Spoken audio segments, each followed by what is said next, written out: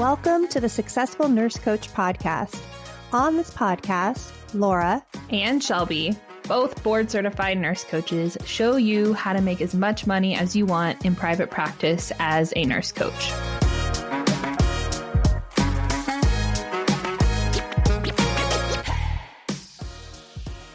Welcome to the Successful Nurse Coach podcast. It is Shelby and Laura here with you today, and we're doing something different like we often do.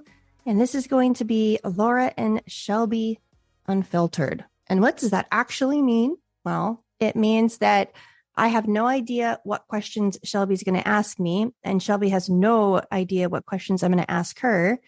And we're going to, I guess it's kind of like a weird interviewee coaching container vibe call. Yeah. We're just going to answer. We're just going to see where it goes, which is maybe the story of our life, at least in business. We're just going to see how it goes. But I'm excited for this episode. When Laura threw this idea my way, like yesterday, I was like, I feel like we should do a check-in episode, just like what's going on in our world. And this is a fun coachy way to kind of do that. Give you all a little peek behind the curtain. Yeah. Okay. Who's going first, Shelby? Should we rock, paper, scissors, or just assign? Well, I have my first question top of mind if you want me to go first. Let's do it. Let's jump in. So it is implied, because I know we're talking to a bunch of nurse coaches, that agreements are set kind of almost always with Laura and I, but I will say it to say it. And yeah, I guess the added agreement here is that give me a hand signal if you want me to back off on the vulnerability piece if we're digging too hard, and we'll have our editor edit it out. But you're in control completely 100% of the time here. My question is, because I know you and I have both jumped into new containers, like coachee spaces lately. We've hired new people. We're in a container together and in container separately. But I'm curious, what is the last really spicy thing that your coach has said to you lately? Something that just like hit on another level. Good question. Let me think. I don't believe my mom listens to this podcast, so I'm going to just tell it because I don't believe that it will impact her in any way. But for those of you that don't know, my mother is going through the beginning stages of a cancer journey. There is a small, very smidgen percentage chance that it's not, but most likely I'm bracing and anticipating a stage 2 lung cancer diagnosis in our family. And so that's happened in the last few weeks. And I came to my coaching call right after that doctor's appointment with my mom, where I knew what it was. She's still kind of in denial. You know, they won't tell you a diagnosis until you do a biopsy, but based on the PET scan, it's pretty clear what's happening. So I came to the call and wanted to talk about that because I'm angry. And we worked through a lot of that. And the spicy thing he said to me was, are you ready to watch your mom die how she wants to die? And it was spicy because it was so direct, but I just appreciated the directness of that. Like, that's a really beautiful question to ask somebody instead of beating around the freaking bush. Now, yeah, our coaching conversation led up to that, but he didn't preface it. He didn't soften it. He looked me right in the eyes and asked me that because I was telling him I wanted to be supportive and I wanted to love her through it, whatever path she chose, whether she chose to do any lifestyle changes or not. That's a spicy moment. Yeah.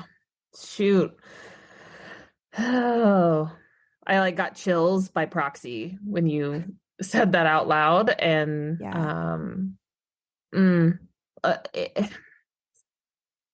there's something so kind about that.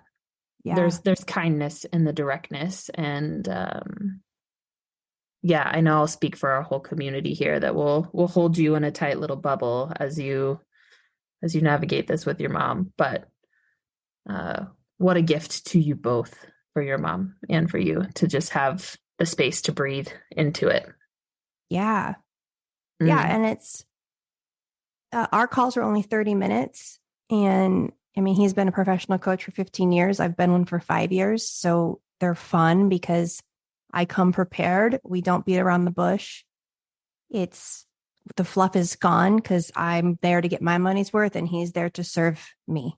Right. And I it was the kindest thing he could have ever said to me, is ask me that directly and not beat around the bush. Yeah. And there was like peace in it. And come to find out, his father is going through something very similar, and we're the same age. So it was a really beautiful also moment of like, hey, we can do this together. We're both doing this in some version. That was really cool too. Like, of course his dad is going through something similar, right? Like, of course, like, I love just little divine nuggets like that. Yeah. I know that had you both had the choice, you likely would have chosen a different divine nugget, but like, of course. Thank you for answering that, Laura. Yeah. Do you want to ping pong or do you want to flow one at a time? Oh, let's ping pong. Okay. It's so interesting because the vibe goes one direction from my answer. And then I'm like, where do we play next? I am curious if you can think of a specific moment where probably with me in this journey, but in the journey of your practice, in the journey of business, of being a professional nurse coach, what's the biggest peak? Can you remember a moment, a surreal moment? Oh, yeah. I know answering like the whole time since we started the Successful Nurse Coaches is not the answer people are looking for. I think one of the surreal moments was, and I hope that when I say this, that it is inspiring to people and whatever, I'll just own it. But every time I open up our bank account, Laura, and I look at the number in there, that fucking blows my mind. It blows me away. Because the number reflected in our bank account is like a reflection of the service that we give to people.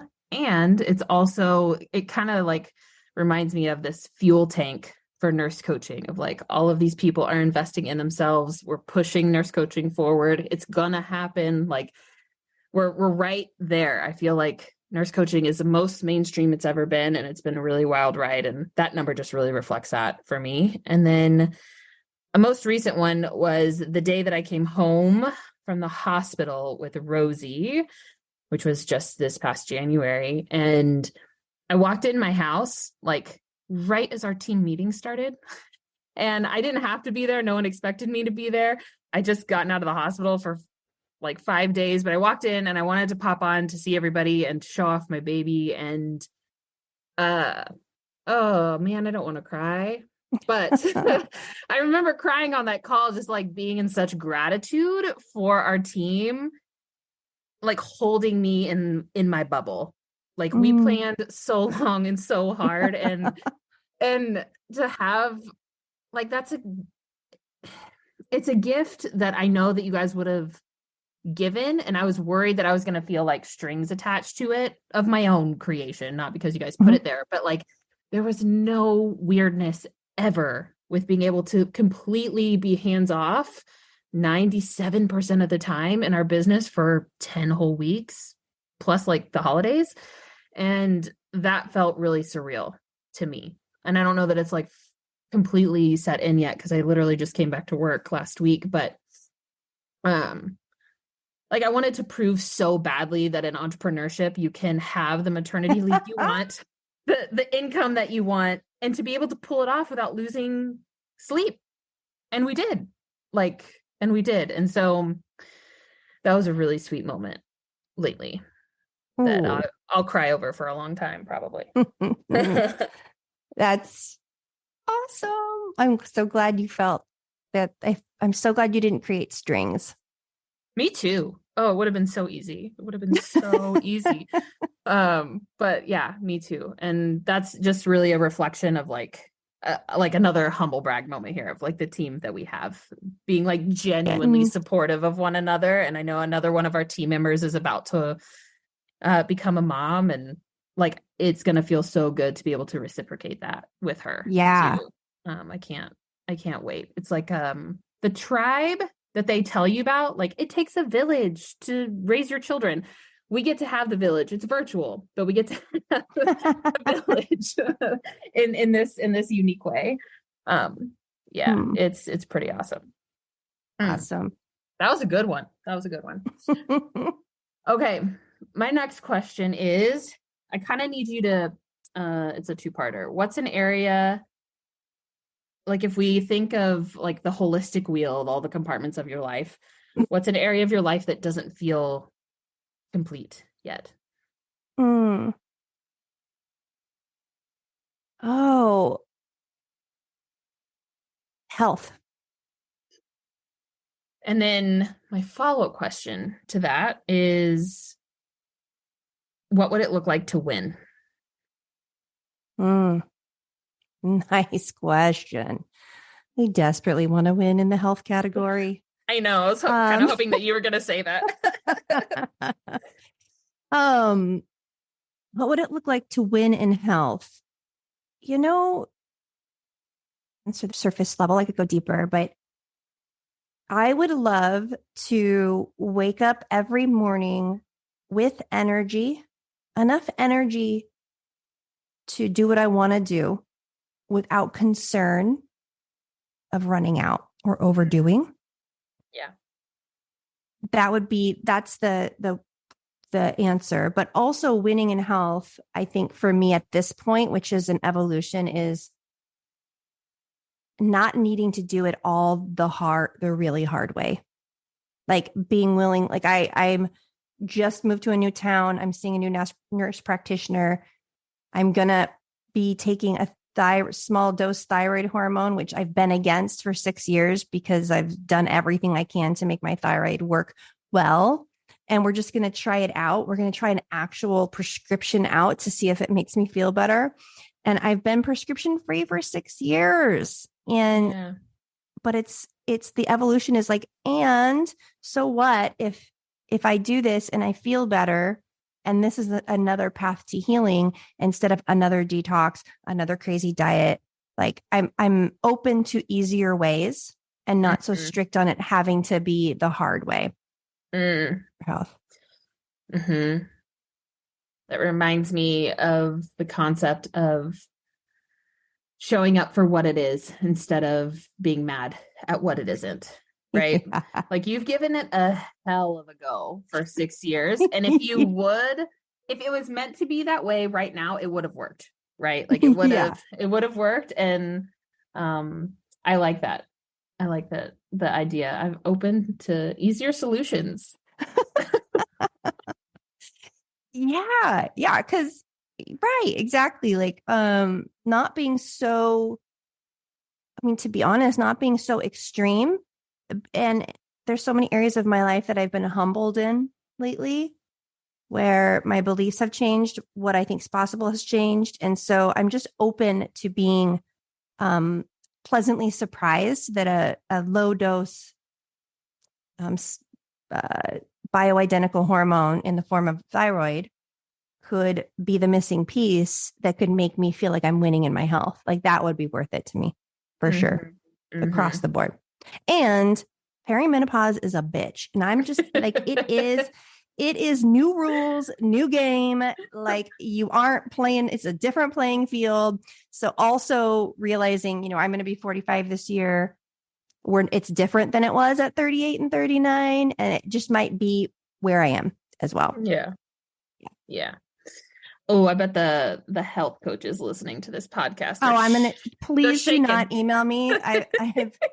I've done a lot of wonderful things. And yes, I am gluten-free. You don't have to send me and I'm not going to read any articles. And thank you for that disclaimer. Oh, we love y'all. And to be fair, I don't know. It's been a really long time since a nurse coach has showed up in my DMs with just straight up advice. So I think that our community actually is pretty good at it. But man, the couple of times it did happen, man, they burned me so bad. I was so salty. Obviously still salty about that. So that's my own chip on my shoulder, team. Yeah. Not y'all's. Okay. Back to you. What do I want to ask? What do you think Shelby 10 years from now would say to you if she was going to DM you with life advice? Good one. Oh, so man, it's like I almost knew that you were going to ask that question. I've been thinking lately. I have my goals on the wall, as one does, and it's on this giant sticky note. And in my like spiritual box, I had a kind of a tough time coming up with like a tangible goal this year, because I think that goals can be like intuitive and they can be an intention and they don't have to be necessarily like a smart goal, but I wanted something to like quantify a feeling that I was having. Yeah. And for those who don't know, and I guess we're both going to find out if our parents listen to every episode of this podcast, because I'll get a phone call for sure. But I've been on a deconstruction journey for, gosh, probably as long as I've been a nurse coach. It's like one of the first things that hit me in the face when I started my practice. And I'm starting to kind of like come out of the cave a little bit of like, I needed to put everything down and like pick up the pieces that still felt in resonance to me. And for a long time, I really resisted picking up any pieces at all. And then I got a freaking aneurysm and it's like, no, bitch, you better start picking up the pieces real quick because you might die tomorrow. And so it's been a long time coming, but my goals in that box are to be seen and to be heard, which are still pretty vague. But those goals, even saying them out loud and mentioning them on the podcast, make me sick to my stomach. Like they make me really nervous. And I walk into my office every day and I see them on the wall and I'm like, oh man, like we can't ignore it anymore. Like and it's not really for anyone but me. It's not for anyone else. It's not really for our business. Like I don't need to be spiritually seen for us to create clients necessarily, but it's like a part of my own healing path. And I think what holds me up is I don't know what to say yet. Like it just feels like so much. Like how can I condense it? And I think Shelby 10 years from now would give the advice that I give a lot to other people, is that like you don't have to have it all figured out, just start typing. And even if every word doesn't make it live for the public eye, like it's for you. It's not for anybody else. And so the notes section on my phone is full of just little blurbs and little ideas on like how I could begin to chip away at this like big story. I love to tell a good story, but I don't know, this one necessarily has like a beginning, a middle, and an end. Maybe I hop around and tell all the pieces in the way that feels good in the moment. Oh, I bet your notes app on your phone is gold. I joked with Rob before I had my heart surgery. I was like, listen, if I don't make it or if I have a stroke, just know that a sane person wrote these notes in my phone. They're gonna look nuts, but know that a sane person wrote this down. If you have to go through it and make sense of it, like I promise I was sane when I wrote it. There's Aubrey Marcus will post from his notes, like his Instagram posts will just be his notes on his phone. It's so beautiful because it's a little diary. It's a journal that we carry with us, and you can do it in like those moments where you just have to get it out or do a voice memo. And it's so pure. Like that's just such a pure expression of who we are. And I can't wait for you to feel seen and heard in that area in the way that you deserve and in a healing way. So many people in our community. will resonate with that. Yeah. Yep. And so it's starting to get to that point where it's just like the hot seat is getting hotter and hotter and hotter, and I'm eventually going to have to move. And I'm having the feeling that it's soon. And there's like, it's a mix of anxiety, of anxiety and excitement. So stay tuned for that. If you just see me like going off on one on my social media, preemptively, thank you for listening and reading. Oh, awesome. Yeah. Okay. Final question. And I kind of it's the final countdown. I kind of want to gear this towards us and our business that we've co-created together.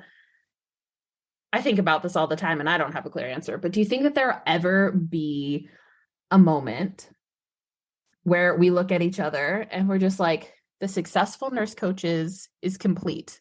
Not necessarily that we like go separate ways, but like we don't feel the need to like add anything else new or do another creative project or like bring in the next wild idea, to where it'll just feel like, yeah, we built that thing start to finish and now it runs and it's beautiful and we love it. And that's the successful nurse coaches. It's done. That's a loaded question. Okay, let me sit with it because I have two schools of thought on that. I'm going to probably tell a story in the answer, if that's okay. We just recently needed to update our LinkedIn because we were going to do, we're going to try to be more professional and like have an actual LinkedIn that's not 5 years old. LOL, professional. We're working on it, everybody. We're working on it. And I was looking at my job history because obviously there was a time where I used LinkedIn to find jobs, and like Laura Menard does not stay at jobs very long. Okay. Mm-hmm. Like the successful nurse coaches, even as it is right now, is the longest I've ever been doing kind of the same thing. Yeah. And that like freaked me out. I'm like, oh my gosh, I'm one of those people that just like gets bored fast because I like to create. Like it's what is life-giving to me is a new idea. Like that's why I'm a true entrepreneur. That's what a true entrepreneur is we like to bird things into reality. So do I think that the successful nurse coaches could get to the point where we're like, there's no more iterations of this that need to be done, and it kind of lives and just has its own ecosystem and feeds itself and it's beautiful? Yes. But if that was happening, that you best believe that I'm creating something else in the background because I'll never be satisfied. Yeah.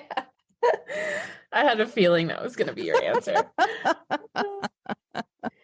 Yeah, or else I'll be working on our email or our signature in Canva for 2 days. Oh, that's a story for another time, but that's a good one. That's a good one. But I feel kind of the same way, but also like been genuinely surprised at just all of the evolutions and iterations it's already taken on so far. Right. And like the ideas that we have now aren't ideas that we had a year ago, 18 months ago, 2 years ago. Like they weren't even in my brain really at all. And so I'm also kind of here. I think that there will come a point in time to where like it'll be mostly complete, but I'm also really excited to be surprised too of like, what is, I don't know, like what's the next thing that we get carried away with? Is, is there something to get carried away with here? So yeah, I feel a little the same. I'm also similar to where I have never had a job longer than like 18 months, 2 years. So we are lucky. And I hope other nurse coaches that resonate with that hear this of like, there's a lot of room to shapeshift within your practice without your offer really shifting too much either, like there's a lot of space to grow with it until it's time to plant a new seed and grow something else. Yeah. I mean, I'm going to go on a little bit of a tangent here because we're at the final countdown. But like, even you're right. Like, so the out facing aspect of our business could be the same to everybody, to all of our clients, to all of our marketing. And then the internal coach, like me and you, like we have our own internal shifts, and then we just start coaching different, which then is the shape shifting, which then creates something new, which then creates excitement. So I don't know, because we have no boss. There's nobody saying, Laura, you can't, we already created this protocol. This is how all coaching calls go. Mm-hmm. Like, we just create new protocols. We create new job descriptions. We're just always creating. So I think, to be completely honest with you, I was born an entrepreneur. I own my own house cleaning business, a successful one, when I was 18. That's how I put myself through college. And I just didn't have the emotional stability or the support or the resources to be successful at it until I was older. But the desire to be free and to create, I cannot imagine living any other way. Like, there's no version of me that could be satisfied without that freedom to create. Yeah. We're ruined for life. We have to always be entrepreneurs. Well, I remember like the moment of whenever the portal in my brain got opened up to where you didn't have to work hard and slave over something that was unfulfilling for the rest of forever. And it was through network marketing, to be honest. Like, I remember being at an event and there were like all these millionaires on stage, and I was like, wait, what? Like, it was just so foreign to me. I was probably like 23. So I like caught the bug there of like, there's another way. Like, what is the other way? What is this thing? And I never identified as like a creative person before, and like, just to previous me. Like, she had no idea. But I think about that. I'm like, man, if it all went up in flames, if the world ended and we were just left to be like cavemen, I'm building a lemonade stand, like there's something. I'm figuring it out. I'm building a slide at the the swimming hole. Like, I don't know, like there's just something that you need to do to scratch the itch. So yeah, I'm excited to see like what else this all entails. Laura and I joke often, it feels like a fever dream, and like in the best way, it feels like a fever dream. Mm-hmm. Yeah. Okay. Last question for you, Shelby. This is just straight up spicy, and you can take it any way that you want, because it can, your own perception of it, you're going to run with it. But where in your life today are you still not playing full out? I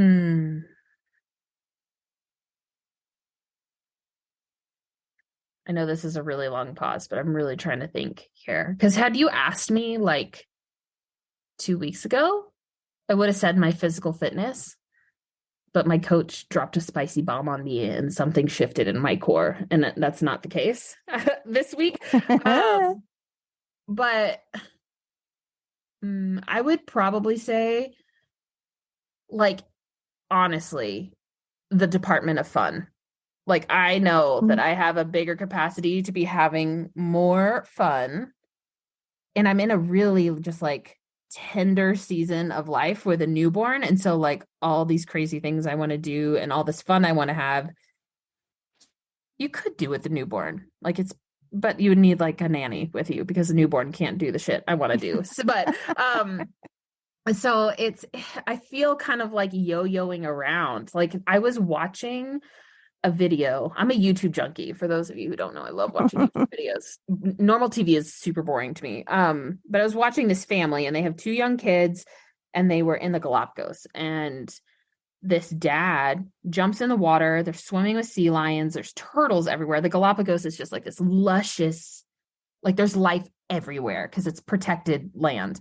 And he just chucks his 8-year-old daughter in the water with him with a snorkel on, and the waters are like rough, and he's holding on to her. She's got a wetsuit on, and they're just like doing it. And Laura, I like got teary-eyed watching this family on the freaking TV that I don't even know, because I'm like one, I'm so grateful that I get to get excited about future memories. Like, I think that my near-death experience has a lot to play into that. But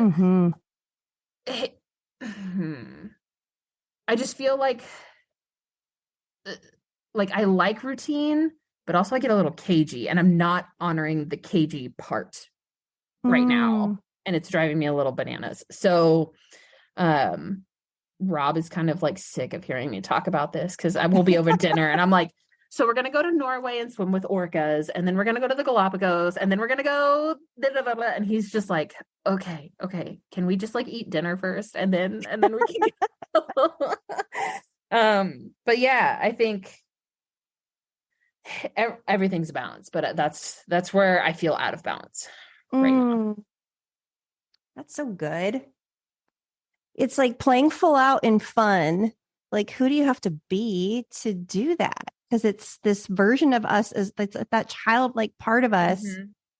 Because I could see myself in the Galapagos, like not having fun because it's like an internal thing. Like I could see myself craving all the things like structure and routine and my own bed and like these things, these creature comforts. And I do well when I wake up at the same time and go to bed at the same time.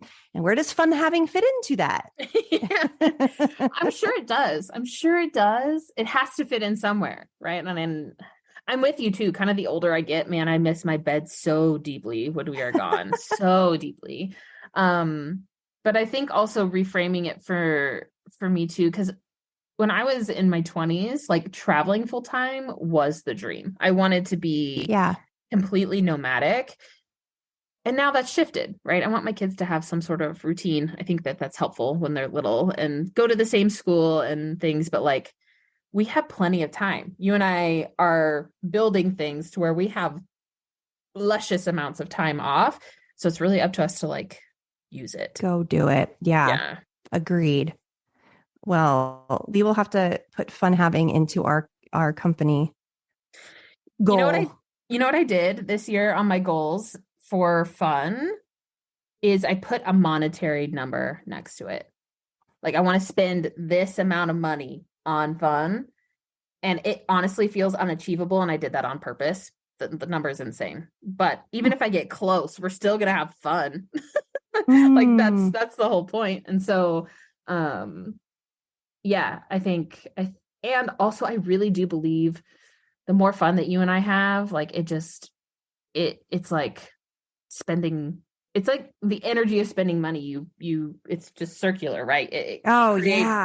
More. Agreed. Yeah. So yeah, that's a good way to end it. Go have more fun. Go have more fun. Yeah.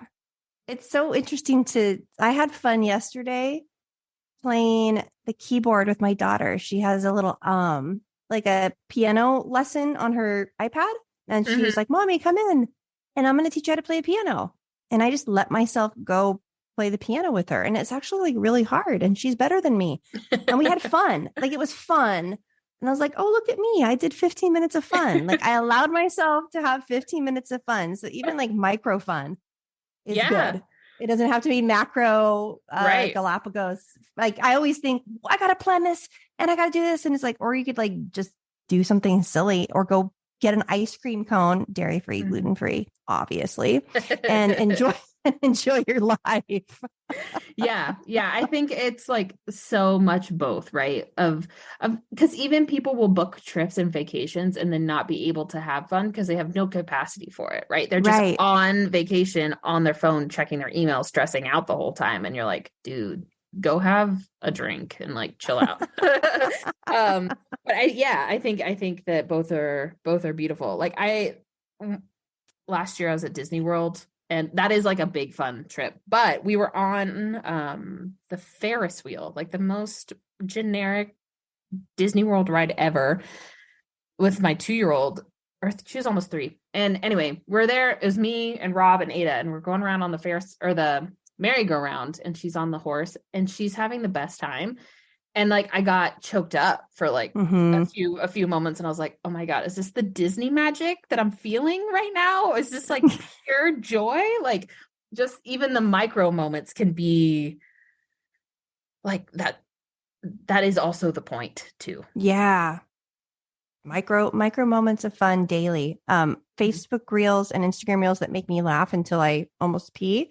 I do that every day. Every day I search and I find some, and people send them to me all the time. If you want to send me reels, everybody listening, that is my love language. I will watch them. And if I laugh really hard, I will tell you. Yeah. But I try to laugh out loud every day. That's like one thing that I've done that's new, because that lightens me, like to really belly laugh and to find humor is good stuff. For sure. Woo. We covered a lot. Yeah, we did. Like death, fun, money. Just another casual day here at the Successful Nurse Coach. All right, guys. Well, we are going to be hosting a few epic workshops coming up. So Friday, April 21st at 11 Central, we are bringing back Jessica DeMarcus to do trauma-informed nurse coaching. She's just going to go over what we need to do to be trauma-informed, not being a trauma resolution coach. There's lots of things we can do. There's lots of people we can help. This is aimed to create some safety and some confidence in your ability to do that, regardless of the circumstances or state that a potential client shows up in. And then on the 28th, our bookkeeper of 4 years is going to come in and do a workshop on best financial practices that can be really helpful. If this whole business thing and bookkeeping and taxes feels like the biggest form of resistance, then come be enlightened. And this is going to be with Erin, our bookkeeper. Mm-hmm. And then on the 5th of May, we have a big workshop coming up, and it's secret. We haven't announced it yet, but we got workshop season is here, yo. Yeah, it's here. Come join us. All the information is on our website. You can also go to our Facebook group under the events tab. Things live there as well. But if you need anything, you got any questions, pop over to the Successful Nurse Coach Facebook group. We're happy to chime in and support you. And we'll see you all next week. Thanks for coming to Story Hour with Laura and Shelby this week. See you next week. Bye. Bye.